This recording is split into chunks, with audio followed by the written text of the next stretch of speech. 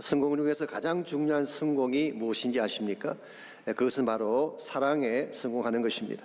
사랑에 성공할 때 관계성이 바르게 되고 인생에서 남길 열매가 가장 아름다워지게 되는 것입니다. 우리가 다른 모든 것을 다 갖추어도 이 사랑의 실천이 없고 사랑의 열매가 없다면 우리 인생은 성공이라고 말할 수가 없습니다. 왜냐하면 하나님께서 가장 소중히 여기는 가치가 사랑이기 때문에 그렇습니다. 더 정확하게 표현하면 하나님 자체가 사랑이죠. 그래서 요한일서 4장 7절과 8절은 이렇게 기록하고 있습니다. 사랑하는 자들아 우리가 서로 사랑하자. 사랑은 하나님께 속한 것이니 사랑하는 자마다 하나님으로부터 나서 하나님을 알고 사랑하지 아니하는 자는 하나님을 알지 못하나니 이는 하나님은 사랑이심이라. For God is love라고 그렇게 되어 있어요. 그러므로 사랑을 모르면서 하나님을 안다고 말할 수 없습니다.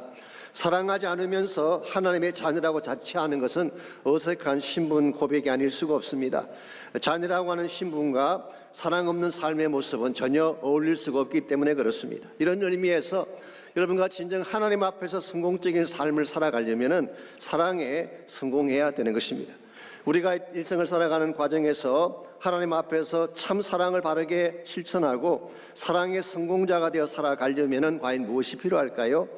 오늘 같이 봉독한 본문에 보시면은 이스라엘 백성에 대한 책망의 말씀이 나오는데 그 책망의 내용이 사랑 없음에 대한 것입니다. 사실 그것이 호세아가 설교한 세 번째 설교의 주제이기도 합니다. 4절 말씀 보시면 이렇게 기록이 되어 있습니다. 에브라임아 내가 내게 어떻게 하랴? 유다야 내가 내게 어떻게 하랴? 너희의 인애가 아침 구름이나 쉬 없어지는 이슬 같도다 그랬어요. 여기 보시게 되면 내가 내게 어떻게 하라라고 하는 탄식이 나오죠. 하나님이 이스라엘 백성을 보시면서 유다 민족을 보시면서 탄식하셨어요. 왜 탄식하셨을까요? 하나님의 기대를 벗어났기 때문에 그런 것입니다. 다른 말로 표현하면 하나님이 기대하신 사랑과 실제로 그들이 보여준 사랑이 달랐기 때문에 실망해서 하신 말씀이에요. 너희의 인애가 아침 구름이나 쉬 없어지는 이슬 같다고 했잖아요. 여기서 인애라는 이 단어는 사실 히브리 말로 헤세드라는 단어입니다. 이것은 두 가지 측면을 항상 내포하고 있습니다. 첫째는 하나님을 향한 측면이죠. 하나님에 대한 사랑이나 충성을 우리가 헤세드라고 표현할 수가 있습니다. 또 한 가지는 수평적인 측면입니다. 인간을 향한 긍휼을 말하는 것입니다. 이 하나님을 향한 사랑과 사람을 향한 긍휼, 이 두 가지는 분리할 수가 없습니다. 어떤 분은 그렇게 말씀하는 분이 계십니다. 하나님만 사랑하면 되었지 인간 사랑이 뭐 중요한가 그렇게 말을 하지만 그것은 성경을 잘못 이해하신 것입니다. 정말 하나님을 사랑한다면 사람들을 사랑할 수 있어야 되는 것입니다. 이것은 마치 동전의 양면과 같은 것이라서 한 가지를 하고 한 가지를 제외할 수가 없습니다. 실제로 성경을 보시게 되면 율법의 대강령을 말씀하실 때 이 두 가지를 말씀하셨어요. 그러므로 이것이 빠지게 되면 종교의 껍데기만 남고 실상은 사라지게 되는 것입니다. 이와 같이 소중한 것이 인애인데 이스라엘 백성에게 이것이 없었다는 것입니다. 또 정확히 말하면 인애의 형태가 없었던 것은 아닙니다. 그런데 알맹이가 없었어요. 그래서 오늘 본문에서 인애를 아침 구름으로 비유를 하고 쉬 없어지는 이슬로 비유한 이유가 여기 있습니다. 구름이라고 하는 것은 형태는 있지만 알맹이가 없지 않습니까? 그래서 우리가 흔히 쓰는 용어 중에 뜬구름 잡는다 그런 표현이 있잖아요. 실상이 없다는 것입니다. 허구성이라는 것입니다. 쉬 없어지는 이슬이라는 표현은 눈앞에 잠깐 보였다가 사라지는 가변적인 것을 말하는 것이죠. 사랑에 대한 형태도 있고 사랑에 대한 언어는 있는데 실제적인 사랑의 내용이 없다면 이것은 아무 가치가 없는 것입니다. 아마도 이스라엘 백성의 마음속에는 하나님 앞에 나가서 적당히 제사를 드리고 형식적인 사랑의 제스처만 하면 된다고 생각했던 것처럼 보이지만 하나님은 여기에 동의하지 않는 것 같습니다. 6절 말씀 보시게 되면 하나님이 진짜 원하시는 것을 이렇게 표현하고 있습니다. 나는 인애를 원하고 제사를 원하지 아니하며 번제보다 하나님 아는 것을 원한다고 하셨어요. 여기서 하나님께서 원하시는 것은 그들이 드리는 형식적인 제사가 아니라 진심이 담긴 사랑이었다는 뜻입니다. 다시 말씀드리지만요, 하나님이 제사 자체를 거부하신 것이 아닙니다. 번제 자체가 필요 없다고 말씀하신 것이 아니라 진실된 사랑의 하트가 빠져버린 제사, 형식과 격식만 갖춘 예배는 의미가 없다는 뜻입니다. 오늘 하나님께서 기뻐하시는 것은 사랑의 알맹이에요. 사랑의 껍데기가 아니라 사랑의 알맹이인 것입니다. 이 알맹이가 빠지게 된다면 아무리 좋은 형식을 갖추어도 하나님 보실 때는 가치가 없는 것입니다. 사실 오늘 6절의 말씀은 예수님께서 복음서에서 직접 인용하신 말씀이기도 하죠. 마태복음 9장 13절에 보시면 한 번은 예수님께서 마태의 집에서 식사를 하시는데 이 장면을 보고 바리새인들이 시비를 걸었습니다. 어떻게 너희 선생은 세리와 죄인들과 함께 잡수시느냐, 그렇게 시비를 걸었어요. 여기서 죄인이라는 이 표현은 실제로 범죄자를 말하는 것이 아닙니다. 당시 종교 귀족인 바리새인들이나 사두개인들이 봤을 때에 일반적인 사람, common people들을 죄인으로 묘사한 것입니다. 이와 같이 예수님이 일반 사람들과 세리들과 함께 식사하는 것을 보고 비난을 했을 때에 예수님께서 호세아 6장 6절을 인용하시면서 이렇게 말씀하셨어요. 너희는 가서 내가 긍휼을 원하고 제사를 원하지 아니하노라 하신 뜻이 무엇인지 배우라 그랬어요. 너희들이 진짜를 모르는구나. 다시 성경 공부해야 되겠다. 말씀 다시 보고 와. 하나님이 진짜 원하시는 것은 긍휼의 알맹이지 형식적인 제사가 아니다, 그렇게 말씀하셨어요. 마태복음 12장 7절에서도 동일하게 인용하셨는데요. 그것은 안식일날 밀밭을 지나가던 제사들이 이삭 잘라 먹는 것을 보고 바리새인들이 정죄했을 때 주님께서 이 말씀을 인용하셨어요. 나는 자비를 원하고 제사를 원하지 아니하노라. 오늘 본문을 인용하신 것입니다. 그들은 안식일이라고 하는 제도에는 관심이 많았지만 정작 배고픈 자의 아픔에는 관심이 없었다는 사실을 예수님께서 지적하신 것이죠. 사실은 이것이 문제입니다. 형태는 있는데 알맹이가 없는 신앙, 사랑의 말은 있는데 사랑의 실천이 없는 신앙, 이것이 사실은 오늘날 교회를 사람들에게 잘못되게 소개하고 세상 사람들이 실망하게 되는 원인이라고 말할 수가 있겠습니다. 오늘날 우리가 크리스찬이라고 하는 이름은 가지고 있는데 하나님 믿는다고 하는 예배 형태는 가지고 있는데 알맹이가 없다는 것입니다. 이와 같은 삶은 하나님을 기쁘시게 못할 뿐만 아니라 세상 사람들에게도 사실은 조롱거리를 안겨주게 되는 것입니다. 이런 측면에서 정말 우리의 삶 가운데에 형식 중심적인 신앙생활이 없는지를 확인할 필요가 있습니다. 정말 복음의 영광을 회복하고 하나님의 영광이 다시 살아나기를 원한다면 지금이라도 껍데기 신앙을 던져버리고 진실된 사랑의 삶으로 돌아가야 되는 것입니다. 그때의 복음도 살아나게 되고 하나님의 영광도 회복이 될 수가 있습니다. 이런 의미에서 우리가 이 아침 물어야 될 가장 중요한 질문이 이것입니다. 하나님이 가장 기뻐하는 것이 사랑인데 오늘 우리의 삶 자체가 하나님 앞에서 바른 사랑을 실천하려면 무엇이 필요할지, 참된 사랑의 삶을 통해서 하나님이 인정하시는 성공자가 되려면 무엇이 필요할지 오늘 본문을 중심으로 몇 가지를 나눌 수 있기를 원합니다. 오늘 본문에 보시게 되면 이스라엘 백성이 참사랑을 버렸는데 그들이 다시 참사랑으로 돌아가는 데 필요한 몇 가지 단계가 오늘 본문에 소개가 되어 있습니다. 첫 번째 단계가 언약의 회복입니다. 참된 사랑으로 돌아가려면 하나님과 깨어졌던 관계가 깨어진 언약을 다시 회복해야지 하나님께로 돌아가고 사랑으로 돌아갈 수가 있는 것입니다. 언약이라고 하는 것은 약속을 말하는 것이죠. 그냥 약속이 아니라 사랑의 관계를 결정하는 약속을 언약이라고 이야기합니다. 하나님 이스라엘 백성을 택하신 후에 언약을 체결하셨죠. 그 결과 그들이 하나님 백성이 되었고 호세아서의 용어를 빌리자면 하나님의 아내가 된 것입니다. 이와 같이 언약을 체결할 때에 언약의 베이시스가 무엇일까요? 그 베이시스는 사랑입니다. 그것도 무조건적인 사랑, 그것이 바로 언약의 핵심 근거라고 할 수가 있습니다. 그랬는데 7절 말씀 보시기 바랍니다. 그들은 아담처럼 언약을 어기고 거기에서 나를 반역하였다고 했어요. 여기서 말하는 그들은 당연히 이스라엘 백성을 말하는 것입니다. 아담처럼 언약을 어겼다는 말의 뜻이 무엇일까요? 사실 영어 성경들 중에는 오늘 이 말씀을 조금 다르게 이렇게 번역한 성경들이 여러 개 있습니다. 예를 들어서 킹제임스 버전을 보시게 되면 like man이라고 번역을 했어요. 이 아담이라는 단어가 사람이라는 뜻이잖아요. 그래서 그것을 직역해서 그렇게 번역한 것입니다. RSV 성경은 at Adam, 아담을 장소로 본 것입니다. 그래서 여러 가지 많은 해석들이 있고 다양한 번역들이 있지만 제 개인적으로는 우리말 번역이 잘한 것 같습니다. 문맥상 맞는 것 같습니다. 그냥 아담처럼 번역하는 것이 맞습니다. 하나님께서 아담과 언약을 체결하시고 선악과를 따먹지 말라고 그렇게 분부하셨죠. 사실 선악과를 따먹지 말라고 분부하신 이유가 언약 체결에 필요하기 때문에 그 분부를 내리신 것입니다. 그때에 이 아담이 언약을 깨뜨리고 하나님에 대해서 범죄를 하게 됩니다. 그 결과 하나님과의 관계가 끊어지게 되었죠. 오늘 본문의 말씀은 아담이 그렇게 했던 것처럼 이스라엘도 동일한 일을 행했다, 그 말씀이에요. 그래서 거기서 나를 반역했다고 했는데 거기는 베델을 의미할 가능성이 많습니다. 여러분이 이미 아시는 바대로 그들은 베델의 금송아지 우상을 만들고 하나님과의 언약을 파기시켜 버렸죠. 이 하나님과의 언약이 깨어지면 모든 관계가 다 끝나는 것입니다. 그래서 이스라엘 백성이 하나님의 백성이었음에도 불구하고 사실 하나님에 대한 사랑을 제대로 할 수가 없고 받을 수 없는 위치가 된 것입니다. 이와 같이 하나님과 끊어진 관계를 그들의 노력만으로 회복할 수가 있을까요? 제사의 양을 더 늘리고 제사의 횟수를 더 늘린다고 이 관계가 다시 회복되겠습니까?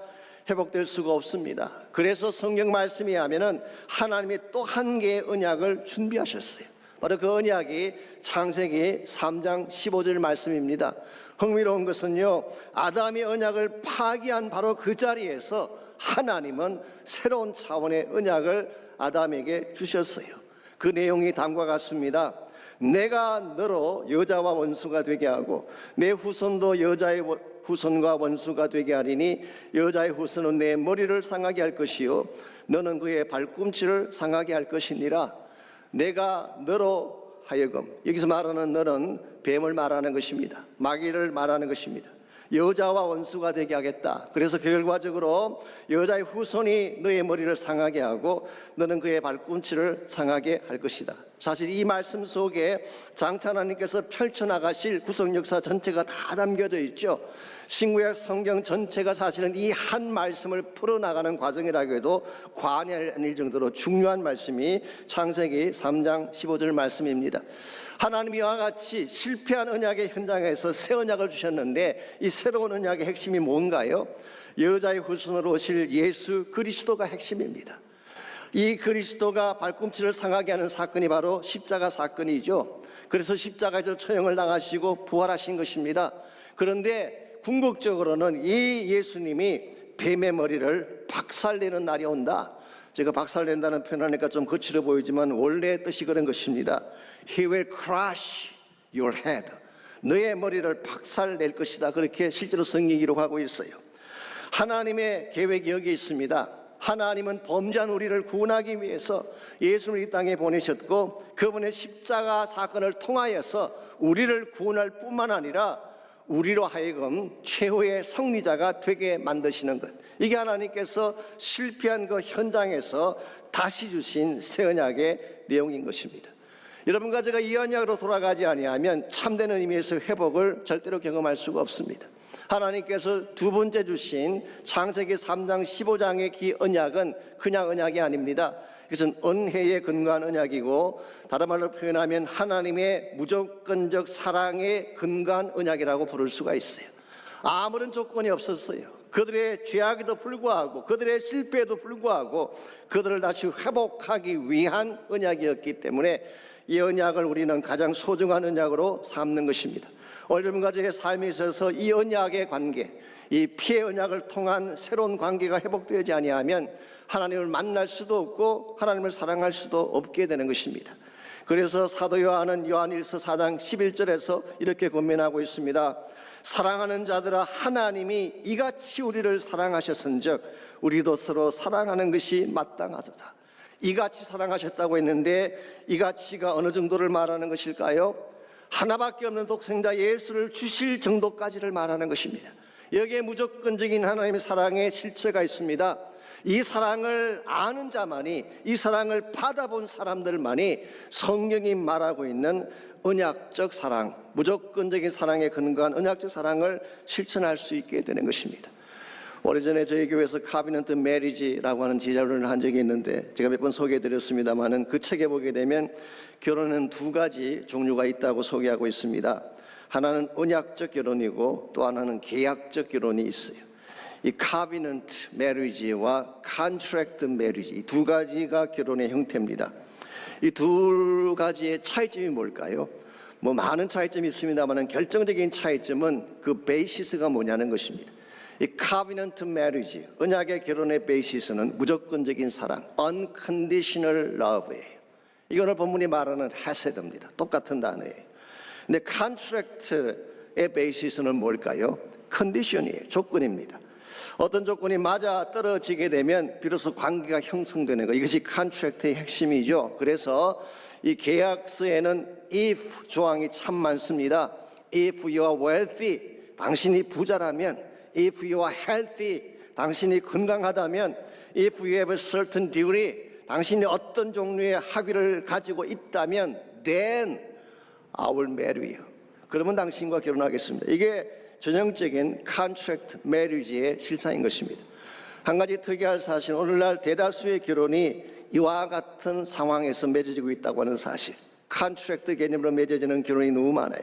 그러다 보니까 이 컨디션이 깨어지면 관계 자체도 깨어지게 되는, 이것 때문에 가정이 깨어지기도 하고 상처를 주기도 하고 받기도 하게 되는 것입니다. 그러나 이것은 하나님께서 원하시는 언약적 사랑과는 다른 것입니다. 오늘 여러분과 제가 십자가 사랑을 통하여서 이 언약적 사랑이 무엇인지를 바로 알고 무조건적 사랑을 실천할 수 있을 때 참된 의미에서 사랑의 열매가 맺혀지게 되고 우리 인생이 더 아름답게 변할 수가 있는 것입니다. 오늘 세상 사람들은 조건을 따라 살고 또 그들에게 걸맞는 어떤 형태를 따라 사는지 모르지만 여러분과 저는 하나님을 배우며 살아야 돼요.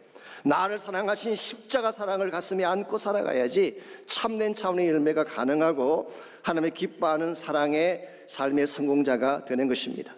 우리가 진정한 사랑을 실천하려면 두 번째로 긍휼의 회복이 필요합니다.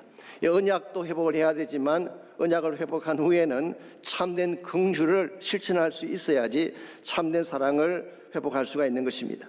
8절과 9절을 보시기 바랍니다. 이 두 절을 보게 되면 당시 제사장들이 행했던 악한 일들이 나열이 되어 있습니다. 사실 이것은 하나님이 기대하고는 정반대의 삶의 모습이죠. 8절 9절 제가 읽습니다. 길라앗은 악을 행하는 자의 고리라, 핏 발자국으로 가득 찼도다. 강도떼가 사람을 기다림같이 제사장의 무리가 세겜 길에서 살인하니 그들이 사악을 행하였느니라. 여기 나오는 길라앗이라는 지역은 요단 동편에 있는 비옥한 지역을 말합니다. 사실 넓은 지역을 의미하는데요, 그 지경 안에는 라못 길라앗이라고 하는 도피성도 있고 그 유명한 미스바도 그 지경 안에 있습니다. 특별히 이 지역은 향료의 산지로 유명하기 때문에 향 냄새가 자욱한 그런 곳으로 알려져 있죠. 이 향기가 넘쳐야 될 그 곳에 피발자국이 가득 찼다고 성경은 말하고 있어요. 향기 대신 피냄새가 진동하게 된 것, 이게 얼마나 끔찍한 현실입니까? 세겜이라는 곳은 요단 서편에 있는 비옥한 땅을 말합니다.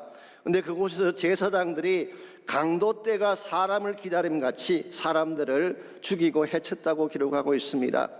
제사장이라고 하면 오히려 강도 맞는 사람을 도와야 될 사람인데 그들이 강도떼가 되어서 사람들을 갈취하고 사람들의 생명을 앗아갔다고 하니 이처럼 거꾸로 된 사회가 어디 있겠어요? 여러분, 종교가 타락하면 굉장히 무슨 현상이 일어나게 됩니다. 차라리 비종교적인 사람들이 타락하는 것이 낫지 종교인이 타락하게 되면 훨씬 더 심각한 문제가 생길 수가 있어요. 이 본래적 사명을 떠난 이 사람들이 타락하게 되면 사람들을 미혹하게 되고 더 심각한 불행의 도가니로 몰아넣게 되는 것입니다. 오늘 본문에 기록된 이스라엘의 행태가 이와 같았기 때문에 하나님께서 탄생하신 거예요. 사랑에 대해서 말은 많이 하는데 실제로는 사랑을 빙자해서 사람들을 해친 것입니다. 약자를 도와야 된다고 말은 많이 하는데 실제로는 약자를 착취하는 그 당시 종교 지도자들의 모습, 이와 같은 부조리 가운데서 어떻게 하나님의 사랑이 실천될 수가 있겠어요? 오늘 여러분과 제 삶의 현장에서 이와 같이 자기중심적이고 탐욕중심적이고 남을 해쳐서까지라도 나의 이익을 챙기길 원하는 이와 같은 모습이 팽배해 있다면 우리 이것을 거부할 수 있어야 돼요. 이걸 넘어설 수가 있어야 돼요. 이와 같이 탐욕중심의 삶을 넘어설 수 있는 비결이 뭔가? 그것은 바로 하나님께서 가지고 계신 긍휼의 마음을 갖는 것입니다. 긍휼이라고 하는 것은 나의 입장을 생각하는 것이 아니라 상대의 입장을 생각하는 것을 말합니다. 나의 이익이나 나의 평안을 추구하는 것이 아니라 어려움 속에 있는 다른 사람의 고충을 돌아보는 삶을 말하는 것입니다. 참되는 의미에서의 긍휼이 내 심령 가운데 넘쳐나게 될 때에, 그때에 사회도 밝아지게 되고 세상의 어려운 자들도 다시 회복을 경험할 수 있게 되는 것입니다. 저는 개인적으로 긍휼에 대한 가장 좋은 예 중에 하나가 누가복음 10장에 나오는 선한 사마리아인의 비유라고 저는 생각을 합니다. 아시겠지만 이 비유의 시작이 어떻게 시작되나요? 한 율법사가 본인의 의의를 나타내기 위해서 질문을 하죠. 누가 나의 이웃입니까? 물었을 때 예수님께서 그 질문에 대한 답변으로 주신 비유가 우리가 알고 있는 선한 사마리아인의 비유가 됐습니다. 어떤 사람이 예루살렘에서 여리고로 내려가다가 강도를 만났습니다.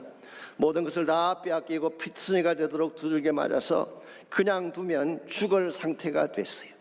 그때 제사장이 그냥 지나갔지 않습니까? 자신의 안위를 생각했는지 아니면 자신의 종교적 특권을 지키기 위함인지는 모르지만 강도 만난 자의 아픔은 자기와 아무 상관이 없었어요.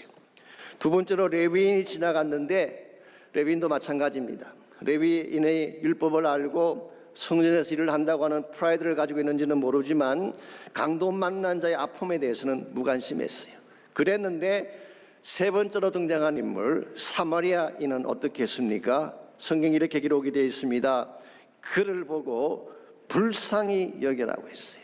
이게 긍휼이에요. Compassionate heart. 그의 아픔이 나의 아픔처럼 느껴져서 동일한 고통을 안고 그를 찾아간 것입니다. 이와 같은 긍휼의 마음, 이 긍휼의 마음을 사마리아는 가지고 있었어요. 여기서 그치지 아니하고 긍휼의 마음만 가진 것이 아니라 긍휼의 액션을 취했습니다. 가까이 가서 기름과 포도주를 상처에 붓고 사매고 자기 짐승에 태워 주막까지 가서 돌보아 주었다고 했어요.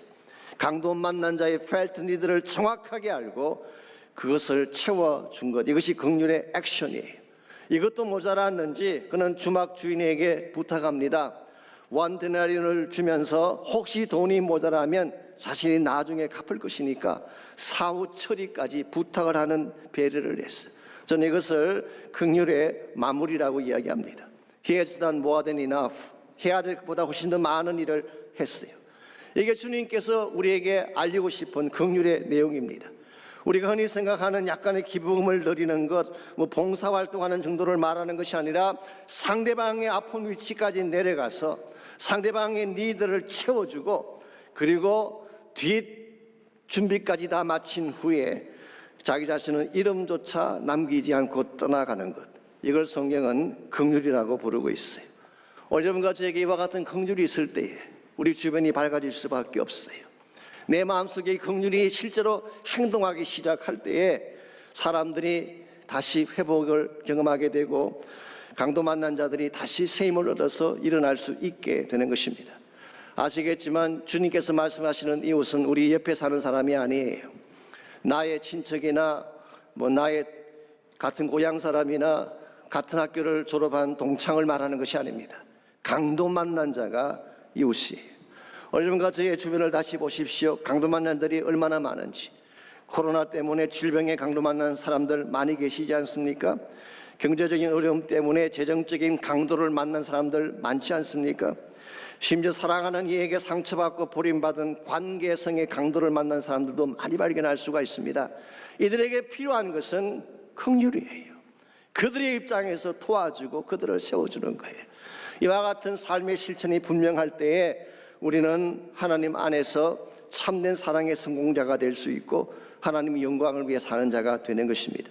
이와 같이 우리가 사랑의 삶에 성공하기를 원한다면 1차적으로는 십자가 언약을 붙잡아야 돼요. 그래야 하나님 사랑을 깨달을 수가 있습니다. 두 번째는 긍휼의 마음을 가져야 되는 것입니다.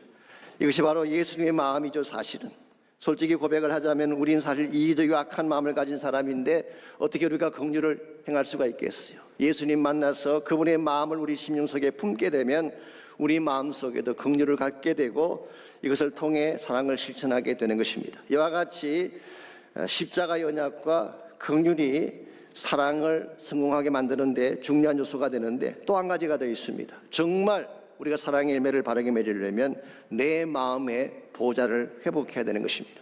내 마음의 보좌에 하나님이 임재하셔야지 진정한 차원의 사랑의 열매를 맺는 것이 가능합니다. 사실 우리 마음의 보좌라고 하는 것은 누구든 앉을 수가 있어요. 사람이 앉을 수도 있고 우리의 어떤 욕망이 앉을 수도 있고 혹은 세상적인 가치가 앉을 수도 있는데요, 내 마음의 보좌에 누가 앉았을 때 가장 우리 삶이 영광스럽고 아름답게 될까요? 말할 필요 없이 하나님이 앉으셨을 때입니다. 하나님이 나의 마음 보좌에 앉으셔야지 우리 인생이 바르게 되고 영광스럽게 되는 것입니다. 그런데 한 가지 불행한 사실이 있습니다. 오늘 본문에 소개되는 이스라엘 백성은 이 대목에서 실패한 것 같습니다. 그래서 10절 말씀 보시면 이렇게 기록하고 있습니다. 내가 이스라엘 집에서 가증한 일을 보았나니 거기서 에브라임은 음행하였고 이스라엘은 더럽혀졌느니라. 여기서 이스라엘 집에서 가증한 일을 보았다, 거기서라는 표현을 썼는데요, 거기서가 어디를 말하는 것일까요? 앞에서도 거기서가 한번 나왔는데 오늘도 마찬가지입니다. 이 10절도 마찬가지입니다. 대다수의 주석가들은 이곳을 베델로 보고 있습니다. 여로보암 1세가 북왕국을 세우고 이곳에 처음으로 금송아지 우상을 세웠기 때문에 바로 이 베델을 이스라엘의 집이라고 표현을 한 것입니다. 이와 같이 우상을 세움으로 말미암아 에브라임은 음행을 행하게 되었고 이스라엘은 더럽혀졌다고 오늘 성경은 기록하고 있습니다. 여러분 아시는 바대로 베델이라는 곳이 원래 어떤 곳이었습니까? 야곱이 자기 아비 집을 떠나서 멀리 하란 땅으로 갈 때에 한밤중에 하나님을 직접 만났던 장소예요. 아무도 없는 들판에 손자 외롭게 돌을 베개 삼고 잠을 잘 때에 하늘이 열리면서 천사들이 사다리를 오르락내리라는 장면이 보이고 하나님의 영광 가운데 임재하셔서 야곱을 친히 만나주신 장소가 베델이었어요. 그러므로 베델은 야곱의 일생에서 가장 영광스럽고 황홀한 영적 체험의 장소라고 할 수가 있습니다. 그래서 그곳 이름을 벳엘, 이 벳이라고 하는 것은 집이란 뜻입니다. 엘은 뭘까요? 하나님이죠. 그래서 The House of God이라고 이름을 지은 것입니다. 원래 그 땅 이름은 루스였어요. 근데 루스라고 부르지 않고 그 이후부터 벳엘이라고 부르게 되었습니다. 그런데 성경을 보시게 되면 이 베델이 시간이 지나면서 다른 이름으로 불려지기 시작을 했어요. 그 중에 대표적인 것 두 가지만 소개해드리자면 첫 번째가 벳아웬이라는 이름이고 또 하나는 복임이라는 이름입니다. 이 벳아웬이라는 이름은 호세아 5장 8절에도 기록이 되어 있습니다. 이 벳아웬의 이름 뜻이 뭘까요? The house of evil, 악의 집이란 뜻이에요. 하나님의 집에 우상이 가득 차게 되면 악한 자의 집이 된다는 뜻이에요. 자, 그렇다면 복임이라는 이름은 무슨 뜻일까요? 이 복임이라는 이름은 사사기 2장 1절에 나옵니다. 학자에 따라 조금의 차이는 있지만요, 일반적으로 복임은 베델과 같은 지역으로 보고 있습니다. 실제로 히브리 구약을 헬라말로 번역한 것이 70인역이죠. 근데 70인역에는 아예 사사기 2장 1절을 복임이라고 적지 않고 베델이라고 표기를 했습니다. 자, 그러므로 이 복임은 바로 베델을 의미하는 것이 맞습니다. 그렇다면 복임의 이름 뜻은 뭘까요? 그 이름의 뜻은 울음의 집, wailing place, 울음의 장소, 통곡의 장소라고 하는 뜻입니다. 아니, 하나님이 임재하신 영광의 집, 하나님의 집이 어떻게 통곡의 집이 되었을까요? 이유는 이것입니다. 이스라엘 백성이 거기서 하나님의 언약을 깨뜨리고 이방인과 언약을 맺을 뿐만 아니라 이방인들의 우상 제단을 그곳에 세웠기 때문에 하나님께서 진노하셨어요. 그래서 말씀하시기를 장차 이방인들이 너희들의 가시가 되고 이방 신들이 올무가 되리라 선포하셨을 때 이 말을 들은 백성이 통곡하였다고 해서 그곳 이름을 복임이라고 부르게 되었다고 설명하고 있습니다. 전 여기에 대단히 중요한 영적 교훈 하나가 있다고 생각합니다. 똑같은 장소라도 그곳에 누구를 모시냐에 따라 베델이 될 수도 있고 복임이 될 수 있다는 사실. 여러분의 가정이 베델, 하나님의 영광이 임하는 베델이 될 수도 있지만 통곡이 임하는 복임이 될 수가 있어요. 여러분 자녀의 인생이 베델의 축복이 될 수도 있지만 복임의 가시가 될 수도 있는 것입니다. 어느 날 하나님의 교회가 무엇을 그 중심에 모시냐에 따라서 베델의 영광을 나타내는 교회가 될 수가 있고, 아니면 세속화의 가시와 올무에 걸려서 무너지는 교회가 될 수도 있는 것입니다. 핵심은 뭐예요? 누구를 모시냐에 달려있는 것입니다. 우상을 세우면 복임이 되는 거예요. 세속적인 것이 가득 차게 되면 복임이 되는 거예요. 그러나 하나님이 임재하게 되면 베델이 되는 것입니다. 여러분들은 베델로 살기를 원하세요? 복임으로 살기를 원하세요? 베델의 영광 가운데서 정말 하나님을 자랑하며 살기를 원하세요? 아니면 복임의 눈물과 탄식 가운데서 저주스러운 인생을 살기를 원하십니까? 오늘 여러분의 마음 중심에 하나님을 모시기를 바랍니다. 하나님 모시면 외행이었다 하던 여러분의 인생은 베델이 되는 것입니다. 그때 하나님의 영광이 회복됩니다. 내 마음의 정오심이 떠나가고 사랑이 내 마음을 사로잡게 되는 거예요. 내 마음 중심에 하나님이 임재하실 때에 예배가 회복되고 부흥이 시작되는 것입니다. 그때 비로소 하늘의 권세가 우리 삶을 다스리게 되는 것입니다. 이런 의미에서 내 마음의 중심에 아직도 가득 차 있는 우상의 뿌리를 뽑아내야 돼요. 세상적인 모든 올무와 가시들을 다 뽑아내어버리고 하나님으로 가득 찬 인생으로 만들어야지 우리 삶이 바른 일을 행할 수가 있게 되고 그때의 진정한 차원의 사랑의 열매가 맺혀지게 되는 것입니다. 아신 대로 사랑의 열매 우리 힘만으로 맺을 수가 없습니다. 우리 악한 마음 속에 어떻게 사랑의 열매가 맺혀질 수 있겠어요? 근데 나의 마음 중심에 내 마음 보좌에 하나님으로 가득 차게 되면 어떤 상황 속에서도 우리는 사랑의 열매를 맺게 되고 아름다운 능력을 행사하며 살아가게 되는 것입니다. 이런 면에서 여러분이 정말 사랑으로 성공하기를 원한다면 마음의 보좌에 하나님 모셔야 돼요. 그분의 영광된 임재 가운데 살아가셔야만 여러분의 인생이 새로워지고 밝아지고 아름답게 변하게 되는 것입니다. 오늘 많은 사람들이 자신의 안위를 챙기고 자신의 행복만을 추구하는 이런 시대에 저는 솔직히 이와 같은 사람이 있다는 사실만으로도 큰 위로가 됐어요. 세상에 아무리 삭막해도 이와 같은 사랑을 가진 자가 있다면 아직은 세상은 살만할 장소이기 때문에 그렇습니다. 오늘 여러분에게 이와 같은 사랑이 있는지요? 죽어가는 자의 손을 잡아주는 사랑, 혼자서 떠나지 않도록 하기 위해 끝까지 사랑으로 손을 잡아줄 수 있는 사랑이 혹시 여러분에게 있나요? 아니, 더 정확하게 질문하자면 이런 질문이 가능합니다. 여러분에게는 이와 같은 사랑으로 여러분을 붙잡아줄 손이 혹시 있는지요? 여러분의 인생 가운데 혼자 될 순간이 찾아올 때가 있습니다. 아무도 도울 자가 없는 상황이 찾아올 때가 있습니다. 심지어 가깝게 있던 친구나 친척마저도 자신을 버리고 떠나가는 상황이 올 수가 있습니다. 그때 여러분에게 필요한 것은 모든 자가 떠나가도 마지막 숨을 멈추는 순간까지 내 손을 잡아줄 누구입니다. 그 누가 누구일까요? 저는 예수님 한 분밖에 없다고 생각합니다. 그분만이 끝까지 나를 지켜줄 수가 있고 그분만이 나를 떠나지 않고 내 손을 잡아줄 유일한 동행자가 되십니다. 사랑하는 형제자매 여러분, 세상 사랑에 실망하지 마십시오. 뜬구름처럼 허망하고 아침 이슬처럼 가변적인 세상 사랑에 너무 기대를 많이 걸지 마십시오. 변치 않은 하나님의 사랑, 한 번 사랑하시면 끝까지 책임지는 거룩하신 십자가 사랑을 붙드시기를 바랍니다. 그 사랑 안에 해답이 있습니다. 그 사랑 안에 생명이 있습니다. 그 사랑을 붙잡는 순간부터 여러분의 삶은 변화가 일어나기 시작합니다. 그러므로 내 삶의 중심에, 내 삶의 보좌에 이제는 더 이상 세상에 자리 잡기 못하도록 다 세상적인 것을 던져버리고 하나님의 영광으로 가득 차도록 나의 인생이 복임이 아니라 베델이 될 수 있도록 이 시간 결단하며 헌신하는 시간이 있기를 바랍니다.